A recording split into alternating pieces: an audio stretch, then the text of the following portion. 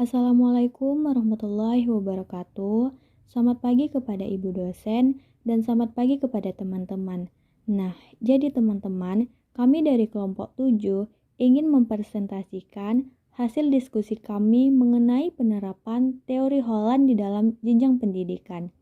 Yang dimana dalam hal ini yang akan dibimbing oleh Ibu dosen kita yaitu Ibu Asia SPD MPD. Nah, teman-teman, sebelum masuk ke materi, kami memperkenalkan kelompok kami yang terdiri dari 2 orang. Yang pertama yaitu ada Epa Rahma Nasution dan ada Umi Fadila Nasution. Nah, teman-teman, di sini kami akan menjelaskan yang pertama yaitu ada penerapan teori Holland di TK. Dilema dalam memilih sekolah dialami oleh Wilma Pratiwi. Awalnya ia ingin putrinya yang bernama Jara berumur 6 tahun masuk ke sebuah sekolah dasar negeri yang terkenal cukup bagus di kawasan Kebayoran Baru. Namun, karena syarat masuk sekolah dasar negeri kini berdasarkan zonasi dan sesuai dengan kelurahan yang tercantum dalam kartu keluarga, maka harapan terpaksa pupus sebab sekolah dasar negeri yang lebih dekat dengan rumahnya tak sesuai kriteria. Karena tidak sesuai dengan kriteria, jadi masih cari-cari alternatif lain, termasuk survei ke beberapa sekolah dasar swasta yang harganya sesuai, ungkap Wilma. Survei ke sejumlah sekolah dasar juga dilakukan oleh Widya Hulufi. Walau anaknya Rara baru akan masuk TK, Widya sudah berkunjung ke 5 sekolah swasta untuk membandingkan kurikulum, metode belajar, fasilitas, dan tentunya biaya. Alasan memilih sekolah dasar swasta karena fasilitas dan aktivitasnya lebih banyak. Tapi saya juga melihat kurikulum incarannya sekolah dasar yang berbasis agama yang pakai kurikulum internasional dan nasional. Jadi sampai ke 5 tempat buat bandingin. Tetapi semakin banyak survei semakin bingung, curhat Widya. Walau membuat bingung, survei menjadi langkah yang harus dilakukan oleh orang tua. Perhatikan anak, Seto Mulyadi mengatakan melalui survei langsung, orang tua bisa mengenali informasi secara lengkap dan tepat tentang sekolah dari guru atau sebagai akademik. Nah, teman-teman, dari permasalahan tadi maka ada solusi permasalahannya. Ada 3 yang harus parents pertimbangkan sebelum memasukkan anak ke sekolah tersebut. Yang pertama yaitu ada letak sekolah. Usahakan agar sekolah tidak terlalu jauh dari rumah karena bisa menyulitkan anak. Waktu yang terbuang di jalan melawan kemacetan saat anak sekolah di tempat jauh dapat membuat anak kelelahan dan tidak fokus belajar. Nah, yang kedua ada jam belajar. Orang tua harus mempertimbangkan kebutuhan anak untuk bermain dan istirahat. Jam belajar terlalu panjang bisa membuat anak stres dan membuat prestasinya menurun. Nah, yang ketiga yaitu ada sistem pendidikan. Sistem pendidikan yang baik akan membuat anak mencapai potensinya secara maksimal. Namun, bila sebaliknya, anak malah akan terus-terusan belajar tanpa mencapai apapun. Nah, di sini ada yang kedua yaitu penerapan teori Holland di sekolah dasar. Yang pertama yaitu ada pembelajaran tematik. Pembelajaran tematik merupakan suatu pendekatan dalam pembelajaran yang secara sengaja mengaitkan atau memadukan beberapa kompetensi dasar dan indikator dari kurikulum atau standar isi dari beberapa mapel menjadi satu kesatuan untuk dikemas dalam satu tema. Dengan adanya kaitan tersebut, maka peserta didik akan memperoleh pengetahuan dan keterampilan secara utuh sehingga pembelajaran menjadi lebih bermakna bagi peserta didik. Menurut Tim Pusat Kurikulum tahun 2006, tanda dari kebermaknaan belajar bagi peserta didik adalah terjadi hubungan antara aspek-aspek konsep-konsep informasi atau situasi baru dengan komponen-komponen yang relevan di dalam struktur kognitif peserta didik. Nah, proses belajar tidak sekedar menghafal konsep-konsep atau fakta-fakta belaka, tetapi merupakan kegiatan menghubungkan konsep-konsep yang dipelajari akan dipahami secara baik dan tidak mudah dilupakan. Nah, yang kedua yaitu ada karakteristik pembelajaran tematik. Menurut tim Puskur tahun 2006, pendekatan pembelajaran tematik memiliki karakteristik sebagai berikut. Nah, yang pertama yaitu ada pembelajaran berpusat pada peserta didik. Pembelajaran tematik dikatakan sebagai pembelajaran yang berpusat pada anak karena pada dasarnya pembelajaran tematik merupakan suatu pendekatan pembelajaran yang memberikan keleluasan pada peserta didik, baik secara individu maupun kelompok. Nah, yang kedua yaitu ada memberikan pengalaman langsung kepada anak. Pembelajaran tematik diprogramkan untuk melibatkan peserta didik secara langsung dalam pembelajaran yang mengaitkan antar konsep dan prinsip yang dipelajari dari beberapa mapel. Nah, yang ketiga yaitu ada memisahkan mapel tidak kelihatan atau antar mapel menyatu. Pembelajaran tematik memusatkan perhatian pada pengamatan dan pengkajian suatu gejala atau peristiwa dari beberapa mapel sekaligus, tidak dari sudut pandang yang berkotak-kotak. Nah, yang keempat ada penyajian konsep dari berbagai mapel dalam suatu proses pembelajaran sehingga bermakna.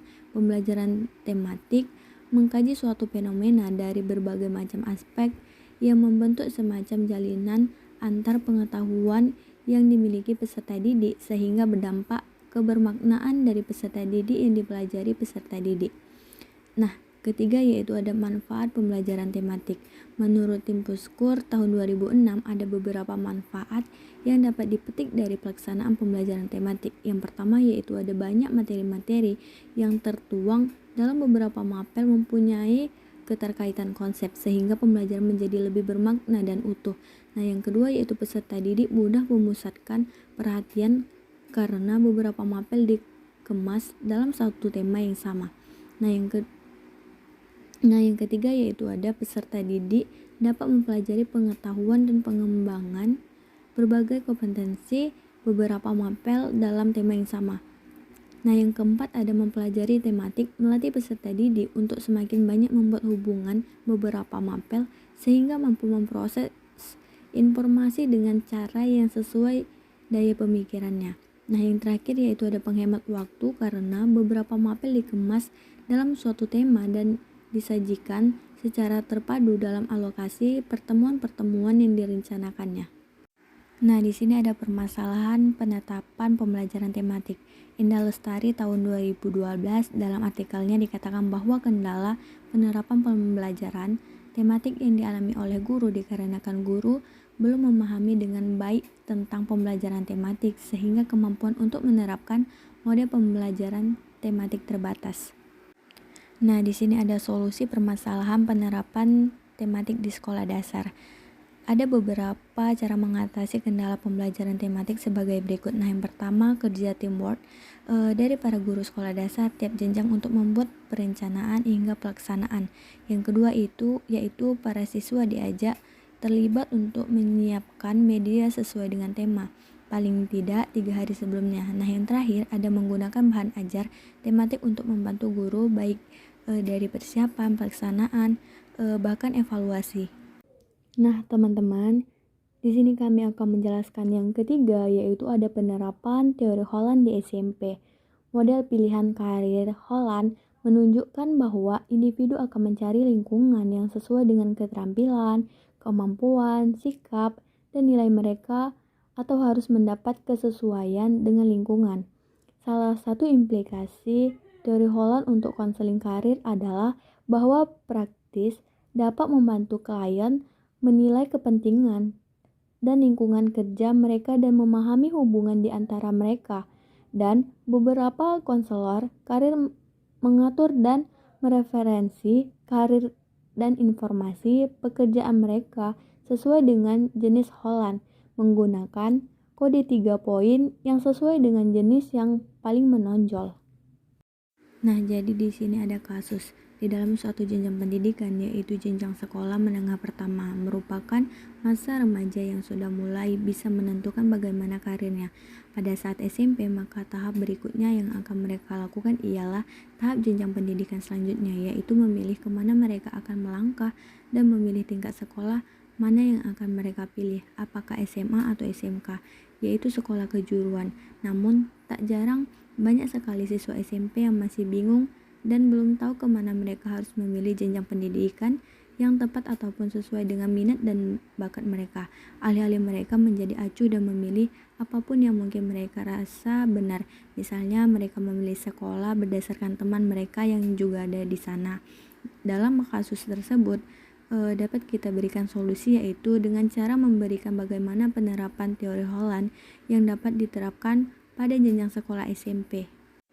Nah, di sini ada solusi pengembangan software memilih karir dengan tipologi Holland untuk sekolah menengah pertama, yaitu SMP. Dalam hal ini, instrumen minat kejuruan berbasis teknologi Holland untuk melakukan eksplorasi karir siswa di sekolah menengah pertama dapat digunakan untuk mengatasi masalah dalam menentukan pilihan pendidikan lanjutan. Nah, selain itu, pengembangan instrumen minat kejuruan berdasarkan tipologi Holland ini dapat mengungkapkan minat dan nilai-nilai mereka melalui pemilihan pekerjaan serta berdasarkan pengalaman mereka dalam berintegrasi dengan lingkungan.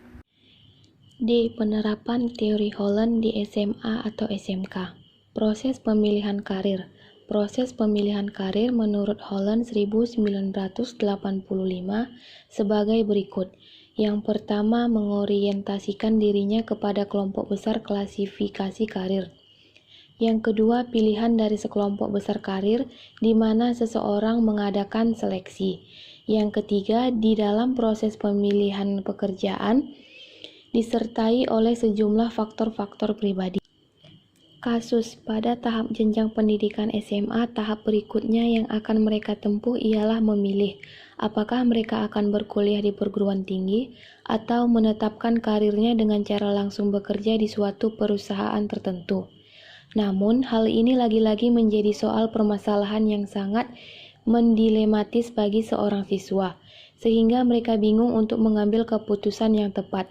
Hal ini terjadi dikarenakan kemungkinan mereka yang tidak dapat memahami potensi ataupun minat dan bakat yang mereka miliki, serta mereka juga kurang mendapatkan informasi yang berkaitan dengan jenjang karir yang akan mereka pilih. Dalam hal ini, untuk mengatasi kasus tersebut, agar tidak berlarut-larut terjadi, dapat kita berikan solusi yang tepat yang berasal dari teori Holland ataupun menggunakan konsep penerapan teori Holland pada jenjang SMA. Solusi penerapan teori Holland di SMA melalui Computer Assisted Information. Berbagai informasi diperlukan sebagai bahan pertimbangan dalam mengambil keputusan. Sebagai dasar pijakan, layanan informasi tentang pilihan studi lanjut ini didasarkan pada teori tipologi kepribadian karir Holland yang dapat disampaikan melalui media Computer Assisted Information. Maka dengan itu, melalui Computer Assisted Information, hal ini sangat dapat membantu para siswa untuk menemukan ataupun mendapatkan berbagai informasi mengenai jenjang karir yang akan mereka pilih sesuai dengan minat dan bakat mereka, sehingga menjadikan mereka dapat mengambil sebuah keputusan yang tepat. Penerapan teori Holland di perguruan tinggi. Mendasari teori Holland yang berasumsi bahwa kepentingan pekerjaan merupakan salah satu dari aspek kepribadian. Dan karena itu, deskripsi dalam pekerjaan individu juga terkait dengan deskripsi dalam kepribadian individu. Teori Holland menjelaskan tentang struktural interaktif karena teori Holland tersebut telah menyiapkan antara kepribadian dan jenis pekerjaan. Holland menggambarkan tipologi sebagai struktur untuk informasi perorganisasian tentang pekerjaan dan individu, sedangkan asumsi tentang individu dan lingkungan yang bertindak satu sama lain merupakan komponen yang interaktif dalam teorinya. Peserta didik akan selalu dihadapkan dengan sejumlah alternatif, baik yang berhubungan kehidupan pribadi, sosial, belajar, maupun karirnya. Mereka sering mengalami kesulitan untuk mengambil keputusan dalam menentukan alternatif mana yang harus dipilih. Salah satunya adalah kesulitan dalam pengambilan keputusan yang berkenaan dengan rencana-rencana karir yang akan dipilihnya. Kesulitan untuk mengambil keputusan karir dapat dihindari ketika siswa memiliki sejumlah informasi yang memadai tentang hal-hal yang berhubungan dengan dunia karirnya. Karena itu, mereka perlu mendapatkan bimbingan dan pendampingan guna memperoleh pemahaman yang memadai tentang berbagai kondisi dan karakteristik dirinya, baik tentang bakat, minat, cita-cita, berbagai kekuatan, serta kelemahan yang ada dalam dirinya. Pemberian layanan informasi karir sangat memerlukan kreativitas guru, bimbingan, dan konseling dalam mengembangkan layanan yang diberikan kepada peserta didik dan dalam membantu peserta didik mengatasi permasalahan yang dihadapi. Program perencanaan karir di perguruan tinggi dengan teori Holland. Dari hasil penelitian Stapleton dan Diamond 2018, mahasiswa tahun pertama masuk perguruan tinggi dengan keprihatinan signifikan tentang karir dan pengambilan keputusan utama, termasuk pertanyaan tentang tujuan, panggilan, dan makna. Beberapa mahasiswa memiliki kesempatan untuk secara aktif mengeksplorasi dan terlibat dalam proses refleksi, tetapi banyak yang tidak. Profesional pendidikan tinggi perlu mengidentifikasi dan memperluas sumber daya untuk menyediakan inisiatif pengembangan karir ini, khususnya mahasiswa baru sebagai ilmu untuk mengembangkan karirnya. Peneliti menganjurkan bahwa pengembangan karir, eksplorasi, dan refleksi kejuruan selama tahun pertama harus dipandang sebagai praktik berdampak tinggi yang potensial. Program layanan BK Karir di perguruan tinggi bertujuan untuk membantu mahasiswa memahami perencanaan karir dan proses penempatan setelah menamatkan perguruan tinggi di masa depan. Sukardi 1989 adalah agar siswa dapat yang pertama meningkatkan pengetahuan tentang dirinya sendiri, yang kedua meningkatkan pengetahuan tentang dunia kerja, yang ketiga mengembangkan sikap dan nilai diri dalam menghadapi pilihan lapangan kerja dalam persiapan memasukinya, yang keempat meningkatkan keterampilan berpikir agar mampu mengambil keputusan jabatan yang sesuai dengan dirinya dan tersedia dalam dunia kerja. Yang kelima, menguasai keterampilan dasar yang penting dalam pekerjaan. F. Penerapan teori Holland di masyarakat. Seperti yang kita ketahui, lingkungan masyarakat dan keluarga sangat berpengaruh terhadap penerapan karir seorang siswa. Pada hakikatnya, karir merupakan masalah yang kompleks, yang menyangkut berbagai aspek kehidupan, baik aspek perkembangan kepribadian, sosial, budaya, ekonomi, maupun belajar. Hal yang paling mendasar untuk diketahui dan dipahami dalam masalah karir adalah kepribadian. Teori pilihan karir Holland dapat membantu siswa dalam memilih pekerjaan melalui pemahaman kepribadian diri dan lingkungan. Holland menggambarkan tipologi sebagai struktur untuk informasi pengorganisasian tentang pekerjaan dan individu. Tipologi Holland mengkategorikan atau mengkelompokkan individu ke dalam 6 tipe kepribadian secara luas, khususnya realistis, investigatif atau intelektual, artistik, sosial, enterprising atau giat, dan konvensional. Pemberian bimbingan dapat diberikan oleh guru bimbingan dan konseling, ataupun konselor yang bertindak sebagai pelaksana utama penyelenggaraan bimbingan di sekolah. Prayitno 2012 menjelaskan, konselor adalah ahli dalam pelayanan konseling dalam menyelenggarakan layanan informasi. Konselor harus menguasai sepenuhnya informasi yang menjadi isi layanan, mengenal dengan baik peserta layanan dan kebutuhannya akan informasi dan menggunakan cara-cara yang efektif untuk melaksanakan layanan. Layanan informasi dapat dilaksanakan secara terbuka dan langsung oleh guru BK atau konselor. Berbagai teknik dan media yang bervariasi dapat digunakan secara klasikal atau maupun kelompok. Contoh kasus, seorang wanita bernama Jennifer berumur 37 tahun. Kulit putih dirujuk oleh rekannya untuk melakukan konseling pekerjaan. karena selama 18 tahun telah mengalami gangguan kecemasan. Dalam konseling pekerjaan ini sering terjadi tumpang tindih antara kepribadian dan pekerjaan. Awalnya, konseling menunjukkan kalau dia tidak terburu-buru dan lebih memilih untuk menunggu beberapa minggu untuk selesai musim liburan. 4 minggu kemudian, Jennifer ingin membuat sesi cepat karena dia baru saja menerima pemberitahuan PHK dari majikannya, sebuah perusahaan asuransi besar. Sesi pertama konseling berpusat pada latar belakang konseli, pengalaman pekerjaan dan sekarang kehilangan pekerjaan.